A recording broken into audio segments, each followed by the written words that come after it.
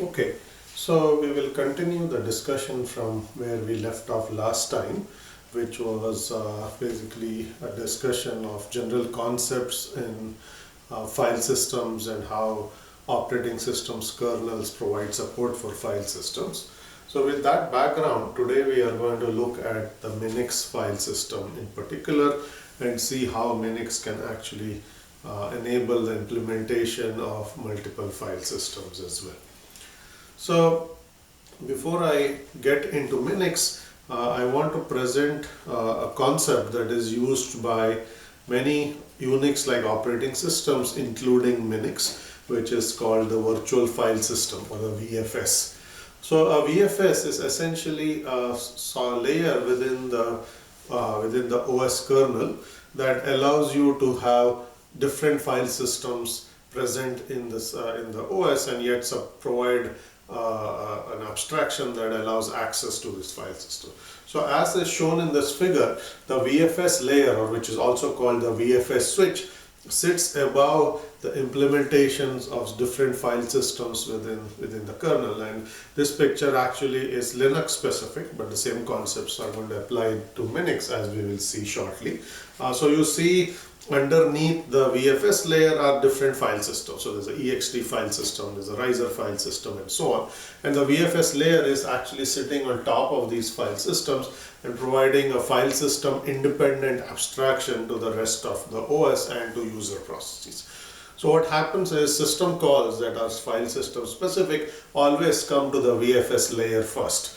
And the VFS layer then examines which file system is responsible for processing that call, and then it is simply going to forward that call to a specific module that implements the file system. So if it is a read on an ext3 file system, the VFS layer is going to then invoke the read or forward that read to the ext3 implementation of read, and so on and so forth. So this mechanism allows us to add new file systems to the OS kernel very easily, because you just have to write that file system to work with the VFS layer, and then everything above the VFS layer is going to be file system agnostic. So the same concepts are actually going to be true in Minix as well, except that unlike this picture where we have a Linux kernel which is monolithic and all of these components reside inside the kernel, we are going to have in Minix these components being separate system processes. Okay? So in Minix we have a server process which is called the VFS process. The VFS process, as the name suggests, is implementing the virtual file server or the virtual file system functionality, in addition to several other functions, but that is by and large what it mainly does. And as shown in the previous slide, it is essentially a user process or a system process that sits between the actual user processes and the file system or file server processes that implement specific file system functionality. So the VFS switch essentially is implemented by the VFS process, and as we will see, each file system in Minix is going to be a separate user process that's going to interact with this VFS process. Now we will see that not only is a file system a separate process, each mounted partition of a file system is also going to be a separate process. So I'm going to talk a little bit about the functionality provided by the VFS layer or the VFS server process in Minix. And you will see today that the slides actually have more content on them as compared to some of the previous classes. This is because all of the classes are recorded going forward, and I wanted the slides to be more informative than just presenting high-level bullets and explaining more of that. So you will see more details on these slides going forward as well. So coming back to VFS, VFS, as I said, provides an abstraction to the other file server processes. It implements a number of data structures and functions, but by and large it is responsible for 2 or 3 different things. The first is it implements a POSIX system call interface that allows user processes to invoke these system calls, and it also supports a few additional libc calls. So you will see here that the 2 classes of system calls that are implemented in the VFS are all the file management system calls, which you would include, and there's a long list of them on this slide. So these include file specific ones such as open, close, read, write, directory specific ones that allow you to create directories and whatnot, system calls that allow you to change file attributes like change mod, chown, change directory, and so on, as well as several others that are specific to mounting and unmounting file systems. And VFS process also supports several process management system calls. Remember that there are other processes such as the VM and the PM that also implement a lot of the process specific functionality, but there are a couple of calls that are process specific but also tied closely to the file system, and those calls are actually supported or implemented rather by the VFS process, specifically the select call that allow you to actually deal with deal with some file IO, as well as file descriptors and file position manipulation calls are implemented by the VFS layer. And the process and the VFS layer also, the VFS server rather, also interacts with the process manager when you have to deal with things like fork and exec and so on, because some of this, when you start a new process, require you to read a new file from disk, and that call is actually handled by the VFS process. The second key set of functions that are implemented here are to track endpoints for device drivers, because the VFS layer is or the VFS server rather, so also the process where all of the IO functions flow through. So it has to track what kinds of device drivers are present, character device drivers, block device drivers, what their device names are, because if you remember last time I mentioned that, or 2 classes ago I mentioned that all devices also have file names that reside in the /dev directory. So when you are accessing a device through its file name, that call actually has to flow through the VFS process. So the process has to track the endpoints, which are the drivers that are going to be responsible for implementing device specific functions, and can forward the calls to those drivers when they are received. So here in this slide we have a picture that shows us the typical control flow of how an IO request will flow from a user process to a specific file system.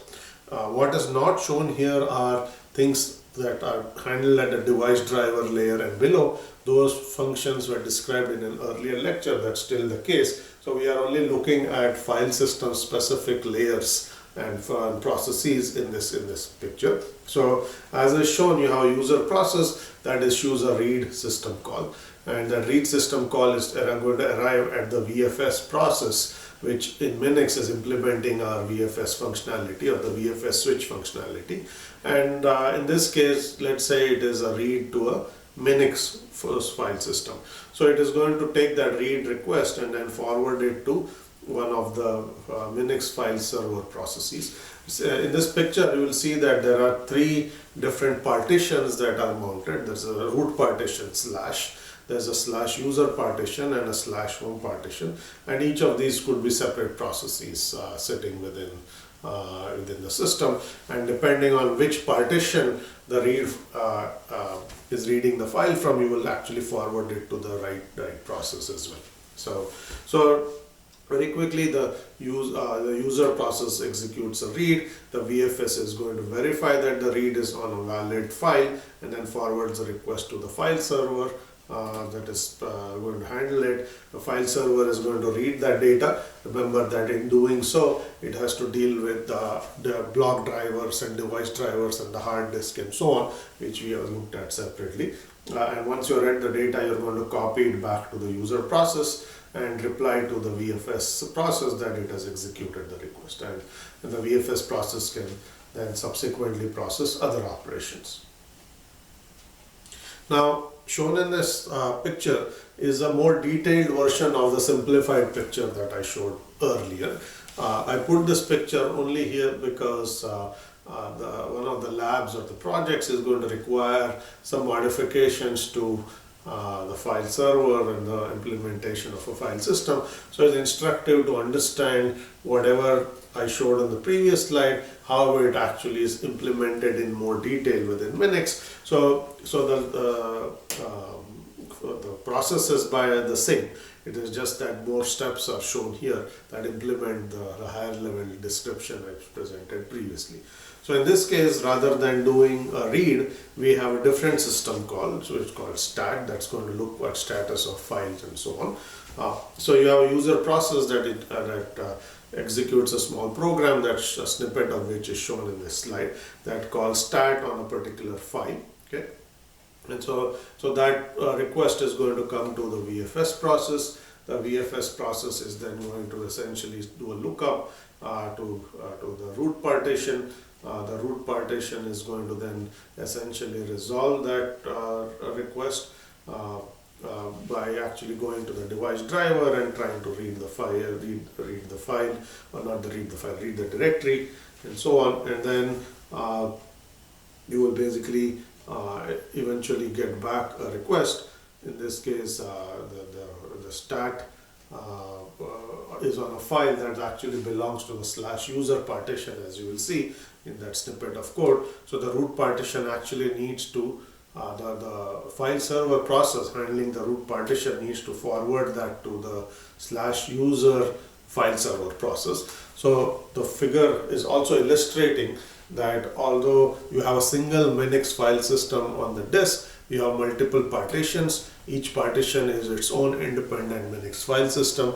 So / is an independent Minix file system partition and /user is one. So there's a file server process for each of them. So it's not just one server process for all devices, it's one server process for each partition. So you will see that in this case the request gets forwarded to the /user file server process, and then eventually after it's processed through the device driver, you are going to send back a reply to the VFS process and then eventually to the user process. So multiple system processes are involved in handling the system call, as is typical in most of the calls that are coming to the file system. Okay, so with that control flow background, let's talk about some more details of how the VFS process is implemented. Now, one of the things that is true of the VFS process, which we have not encountered so far, is that it implements threading. It implements threads to handle concurrent I/O requests, because that's a good way to handle concurrency. Now, it's worth noting, and as I've also mentioned previously, Minix has no support for kernel level threads at all. So we have not actually encountered threads so far in any of the other components within Minix, but this is one of the places where threads are used extensively. And because Minix has no support for kernel level threads, VFS threading is actually implemented using a user level threads library, which is called systhread. So systhread is a user level library that was written specifically for system processes. So if you need to write a system process that works with the microkernel, you can actually use this user level threads library, and it will allow you to implement threading functionality. Of course, there are other threads packages that are also available for user processes. This one was written specifically to make the VFS process concurrent. So the way it works is through a standard master-slave process architecture, where there's a main thread that is waiting for request, and there are a set of, or a pool of worker threads. Whenever the main thread is going to receive a request, it's going to look for an idle worker thread and hand that request to that worker thread. And once the worker thread is finished with that request, it's going to go back to the idle pool again. That's a very standard way by which you write any concurrent or multi-threaded server, and the VFS server also uses the same concepts to implement a multi-threaded worker pool architecture. Now, it's worth noting that in this architecture, if you start with a certain number of worker threads and you get more simultaneous requests, then if you have worker threads, then you're going to have to wait, meaning that once all the worker threads are busy and a new IO request arrives, that request will be queued. Okay. In more sophisticated servers, the size of the worker thread pool itself can be varied dynamically. So for example, in the Apache web server, you have a dynamic worker pool where the size of the pool actually varies based on the load that you see in the system. But in Minix, you have a much simpler static worker thread pool, which means that if you have more concurrent requests than you have worker threads, then some of those requests will have to wait until a new thread becomes available. So the VFS server is going to use these worker threads to interact with all the file server processes, and it does so asynchronously. So while waiting for a reply, a worker thread is blocked. So it is synchronous on a per thread basis, but in general the whole process is not going to block. So that in user level thread packages, if one thread blocks, all threads are going to block and the entire process blocks. Since we don't want that to happen, each thread has to use asynchronous IO or asynchronous request, because if you make a blocking call, then all of the other threads get blocked as well. So while waiting for a reply, a thread is going to be waiting, but in an asynchronous fashion, which allows other worker threads to execute. And when you receive a reply from the other file server process, that worker thread can continue execution and eventually finish processing of that request. Now this picture here, which I'm not going to go into too much detail, shows us the three types of worker threads that a VFS process supports. And they're called a normal thread, which just does normal work. There's a deadlock thread, which actually is a deadlock resolver. If there's a problem, deadlock in the system, that's the one that is going to be used. And then there's a system worker thread that is used by the process manager and to handle notifications from kernels, the microkernel and so on. So the normal threads handle requests that come from user processes. The system threads handle requests that come from other system tasks such as the process manager or the kernel, and the deadlock thread is actually handling deadlocks in the system. Okay. Now I'm going to also go through a little more detail of where some of the code for the VFS process resides. It is spread across some multiple files, but all of them are in the VFS folder in the server's directory within the Minix source tree. So here are some of the key data structures that are shown on this slide. So there is fproc, there is vmount, there is vnode, there is flip, and there are a couple others on the next slide. So fproc is essentially our process file table. If you remember the concepts I talked about last time, I said there are file tables that are maintained for each process. So in this case, you essentially have the fproc data structure that is implementing that functionality. Okay. vmount essentially tracks all mounted file system within that are currently present within the system, and it will have information like the device major number, minor number, the mount flags, and several other attributes. The vnode data structure, as the name suggests, essentially is going to track all the inodes in your system. Okay, so essentially for every disk file, you're going to have an inode, and all of those are tracked in the vnode table. Okay. The flip or data structure, which is basically the file position table. For every open file, you're going to have an offset that tells you where that file is, where the file pointer is pointing to, and the flip data structure is going to track that for us. Okay. And there are a few others like the lock data structure that allows us to lock certain parts of a file. And as has been noted here, it is basically used in advisory locking at the process level, not within the kernel. The select essentially is used to implement the select call. And then there is essentially a demap object that is going to be mapping from the device minor number to a device major number, to a specific device driver, so that you can forward the request to the appropriate device driver. Now I should mention that because the VFS process is concurrent, it has multiple threads, many of these objects will need locking, but the type of locking that is used will vary from object to object based on how threads actually access them.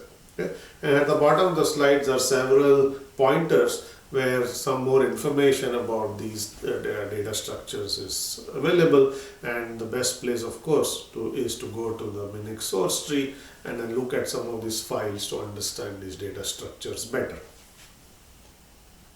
Okay.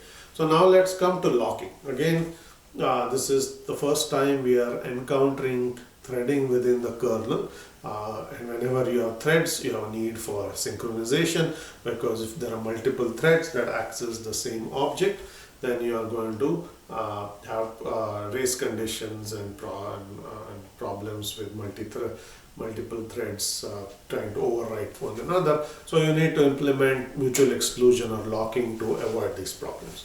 Okay. Now we'll get to how each of these objects implements locking, but what is shown on this slide are higher level design requirements.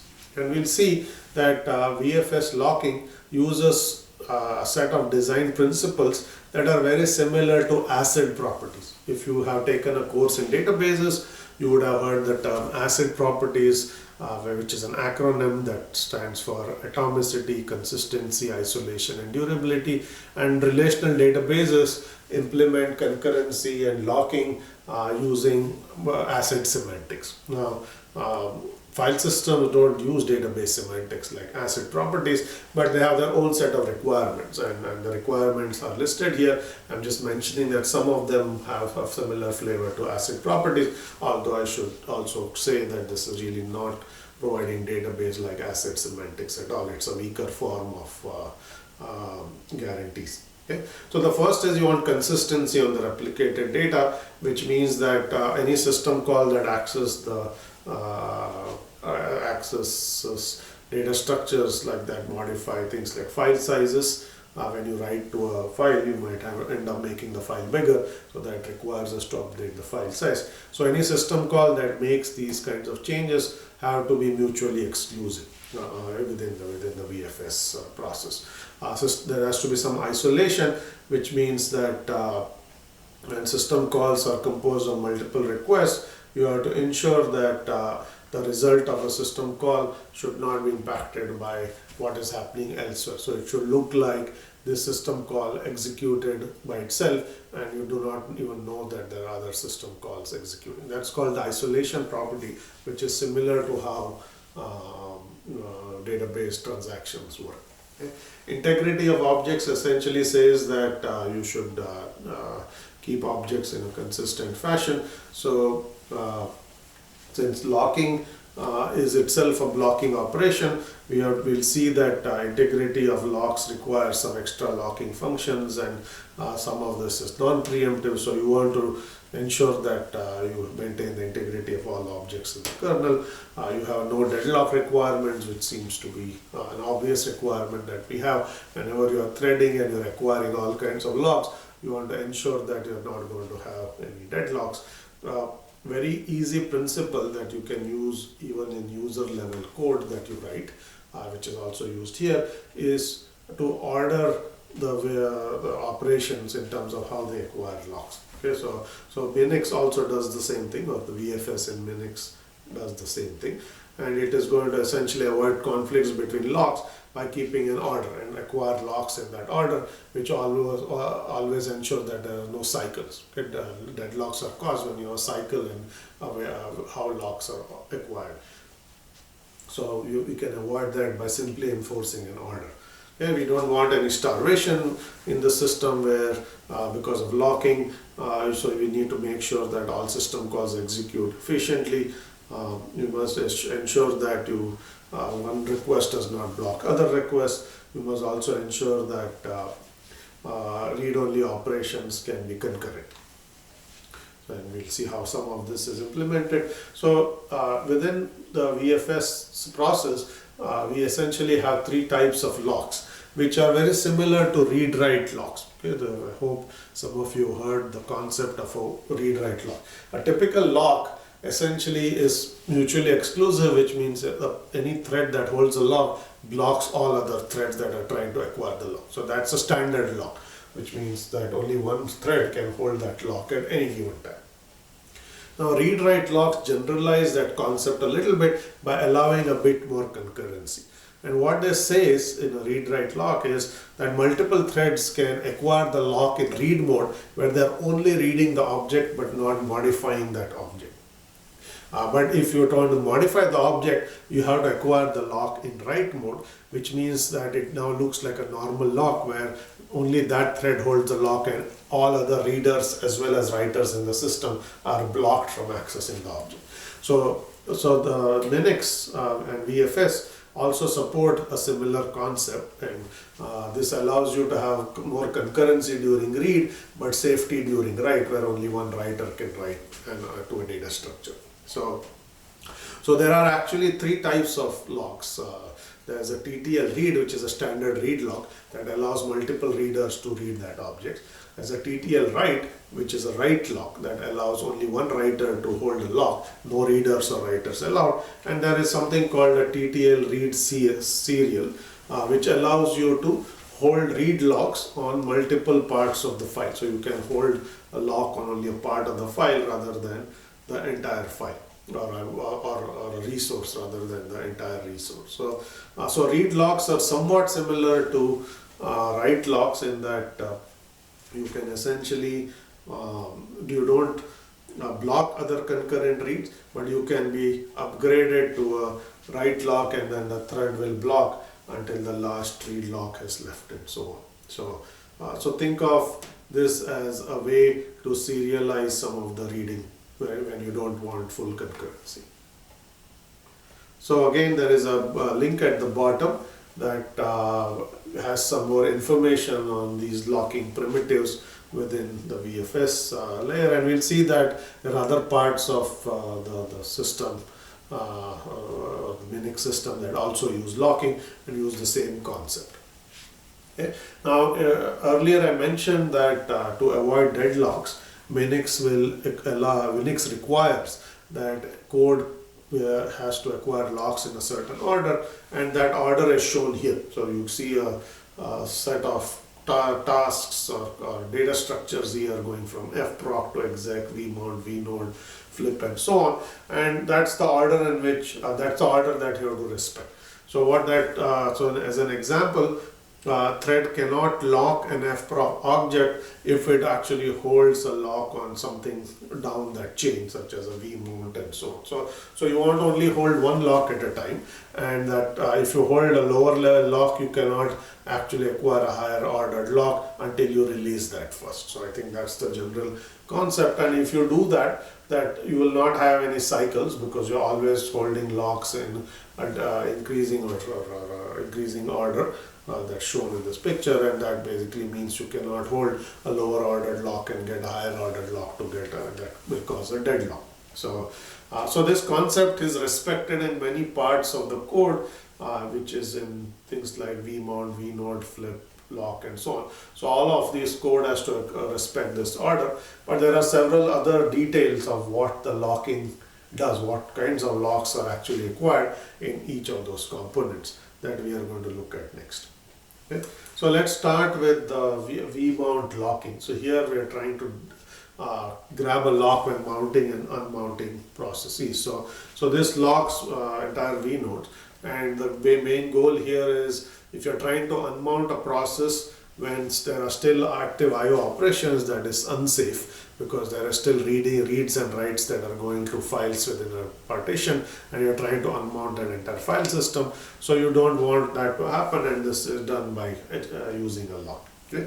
And as is shown here, the way you actually do that is when you try to read, you hold a concurrent lock. That's a read lock that's mentioned as TLL_concur. So read operations and are essentially allowed to proceed in a concurrent fashion. When you want to do a write, you are essentially going to use serial, which basically means that you are going to wait for all the readers to finish, and then you are going to be the only one that has the lock, and then you can proceed. And So you can use this to do create and modify. And then exclusive essentially is actually a real write lock where you are going to block everyone else until the read is finished, or until that write is finished. Now, if you look at the next data structure, which is vnode or open file locking, again you have similar concepts. When you want to do a read or open the file in read mode, you are going to essentially provide lock the vnode using a read lock. When you want to do operations such as create, open, destroying vnodes or inodes, you are going to use the serial mode. And when you want to do write access, you are going to hold the write lock. Okay? So by and large, reads use the concurrent read lock, write use write locks, and when you want to serialize operations, make sure they go one at a time, you use the serialized lock, which looks like a write lock, but it serializes operations. Okay? Now, as far as locking the flip object is concerned, this is the table that stores the file offset for each open file. Okay, so there are two variables in here, which is the flip count or the ref count, which says how many processes have opened that file for reading or writing, and for each of that process you have flip position, which is the offset within the file. Okay, and in this case you are just going to use a mutex lock. So essentially the locking order is going to help us in this case, where you basically hold a simple mutex lock, and whenever you have a flip object on a process's file descriptor, you essentially lock the vnode, which implicitly means that the flip object gets locked as well. Okay. And there are several other concepts, data structures. There is essentially the log data structure itself, and here you need mutual exclusion for grabbing the lock on, because you need a lock on. So we assume here that our threading model is non-preemptive, which means all accesses to the structures are automatically atomic. So that's how you're going to implement integrity of the lock object. If you're doing a select, then you essentially use one large global mutex, which is a simple solution, no concurrency allowed. And when you're talking about device drivers and so on, again you essentially access them in a non-blocking fashion, so you don't even need a lock in this case. Okay. Let me say a few words about how crashes are handled by the VFS process. VFS process is also going to play an important role in all kinds of crash recovery. When your device drivers crash, when the file system process crash, then you got to do something. Because remember that the VFS process is essentially the process that is routing requests to all of these other processes, which are device drivers, file system processes, and so on. So you have to say, answer the question, what is going to happen if one of these processes crashes? Because the user process might still send a request to the VFS server, and then the VFS server will find that there is no process to forward it to. So the way this is done is somehow the VFS process has to track and the health of these processes. Whenever they crash, then you got to see whether you can recover from them. Okay? So now if the device driver itself crashes, then the file system process that is interfacing with the device driver will try first to restart the driver. And if it is not able to do that, then the VFS process will try to restart the driver through a restart mechanism. Character devices, similar process, but in this case it's the VFS process that's going to try to recover or restart these drivers. Okay? So those are device driver crashes. So they're either handled directly by the VFS process or the file system process that's interfacing with the device driver. Now, you could also ask what happens if the file server process itself crashes. In this case, first thing is that the VFS server has to do some cleanup, because if the process has crashed, all open files that are accessing data from that file system, etc., are no longer valid. So you are going to kind of mark them invalid, clean them up, and so on. And then all pending requests are also going to have to be terminated. And then you have to try to restart the file server process and try to recover from the crash by making integrity checks and so on. So the VFS process is going to be responsible for doing some of this. And in this context, I also want to remind you of another component that we had talked about a long time ago, which was called the reincarnation server, or the RS process. And the goal of the reincarnation server was also to restart processes when they fail. Okay, so the VFS server is playing a role here. The reincarnation server could also have been used to do similar things. Okay. Now I'll move on to talking about the Minix file system itself. Okay. The discussion thus far has focused on the VFS server process, but it is also instructive to understand how the Minix file server process is implemented and how it stores data on disk as part of the Minix file system. Okay.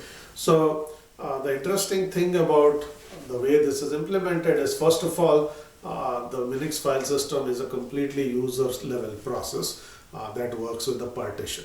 It is written as if it's a network server process, which means that it receives messages from, in this case, the VFS server, but the messages could have come from anywhere else as well.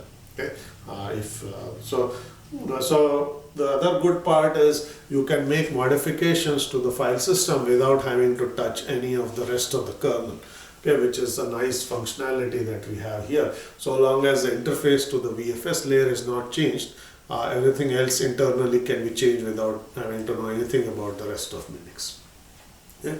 The other point that the Minix file system designers make is they've written the process in a standalone fashion that you can actually move this to a non-Minix file OS as well, because it's written in C. You can compile it, so it just looks like a process that is receiving messages from outside and then reading or writing to a partition. So rather than receiving messages from the VFS layer, you could essentially easily turn that into on another system, a process that's receiving messages from some other component, and then implement a user space file system. So it's very easy to use this concept to implement a user space file system.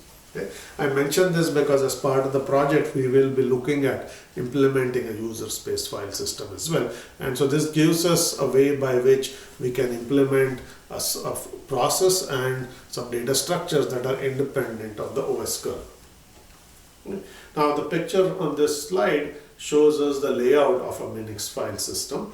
Okay, so essentially a Minix file system is created on a disk partition. It is going to have all of the information that are needed to store files, and as well as the metadata information such as Inode. So as is shown in the picture, if you think of the disk as a sequence of blocks, okay, the first block is going to be the boot block. The second block is going to be a Superblock. The next few blocks are going to store inodes. Okay, so these are all this is all metadata information. And then all subsequent blocks are going to be data blocks, where you actually store blocks of the file. Okay, that's how the file system is laid out. And in this context, I want to mention that this data structure, or not data structure, this layout rather, is going to work for any type of underlying storage device, whether it's a USB thumb drive, whether it's a floppy disk, which we don't use anymore of course, or whether it's actually a hard disk or an SSD, the same layout is going to be used. Okay. Now I want to bring back a picture that I had shown you in lecture 5 when we were talking about the boot process. So this is the same picture as the previous slide, but it shows you how that logical sequence of blocks is actually laid out on a disk, a magnetic hard disk, because that's, remember I mentioned last time that you have essentially track cylinders and tracks and sectors and so on. So you will see here that the first sector is essentially the master boot record. That is a disk specific block, that's not a file system block. And then that has pointers to partition, then you have essentially partition 1 that is shown here, and that partition 1 is essentially this block. You can have multiple partitions, in which case this array is going to be replicated in each of those disk partitions. So each partition can have its own boot block and super block and so on. Okay, so that's what you want to keep in mind, and you will see that the first block of a partition is the boot block. So the first block of the disk is the master boot record. So these are all concepts you want to keep in mind in terms of how blocks are laid out on a disk, how blocks are laid out on a partition in the file system.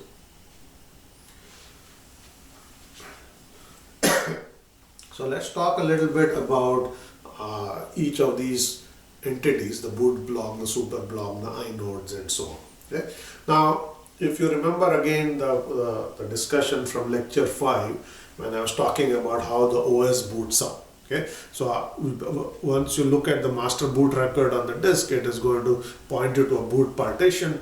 The boot partition will actually have the first block as the boot block. The boot block is going to have a little small snippet of executable code. Okay, the size of that boot block is 1024 bytes, so it's 2 disk sectors.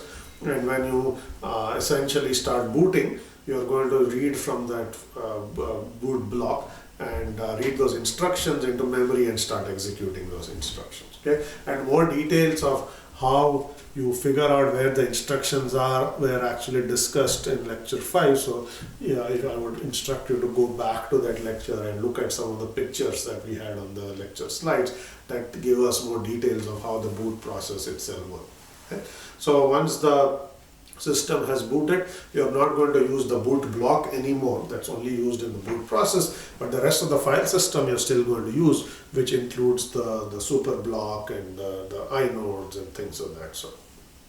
Okay. Not all partitions have to be bootable, but we still assume that the first block is the boot block. If the file system is not a bootable partition, then you will have an entry or a field in that boot block called a magic number that says this is not a bootable partition, so there's no code to load from the boot block. Okay, but the boot block is always present regardless of whether it's a bootable partition, which means it has boot code like the root partition, or it's a non-bootable partition like /user where there is no boot code present. Okay. Now the picture here shows us the super block of the Minix file system. Okay, this is very similar to some of the concepts I was talking about briefly towards the end of the last lecture. Okay. So the super block is essentially a distinguished block in the file system that's always stored at the beginning of the file system, so it appears directly after the boot block. Okay, it has important information about the file system itself. Okay, so you will see it has things about now inodes and what is the maximum file size and what are the number of zones and things of that sort that are specific to that file system. So when you create the file system, you can actually specify this parameter. By default, the format program for the file system may have some default parameters, but you could say create a file system with 1000 inodes or 500 inodes, and then basically you will do so, and some of that information is going to get recorded in the super block. Okay. Now there are several data structures. I should also mention the super block. So although the super block is stored on disk, when you mount this file system, a copy of the super block is also kept in memory, so that the VFS or rather the MFS or the Minix file system process can use it to access other information. And whenever you modify the super block in memory, it has to be written back to disk as well. Okay. Now the file system is also going to maintain many data structures in the form of bitmaps that allow us to track things like free inodes and free blocks in the file system and things of that sort. Okay. So the inode bitmap tells us of all the inodes that are kept, which inodes are in use, which means they are actually valid files, and which inodes are empty, which means they can be used to create new files. as far as disk blocks or the data blocks for a files are concerned, they are allocated in terms of 2 to the power n blocks. So you allocate them in chunks of 2 to the power n, and these chunks are referred to as zones in context of Minix. So you basically have multiple zones, and then in each zone you can actually have specific blocks. Okay. Now this zone concept allows us to allocate blocks next to one another when you create a new file. That's merely a heuristic, it's not a requirement.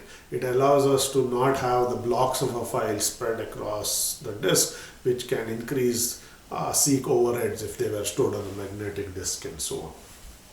Okay. Now to create a file, you first have to get a free inode, and then to allocate data for the file you have to scan the list of blocks and try to find at least one free block, if not a sequence of free blocks. Okay.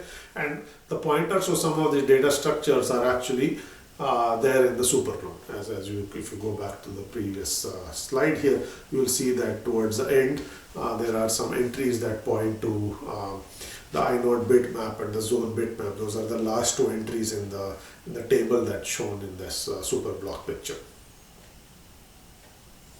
Okay.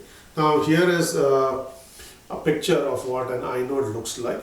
The concept is very similar to the multi-level index inode I showed you last time.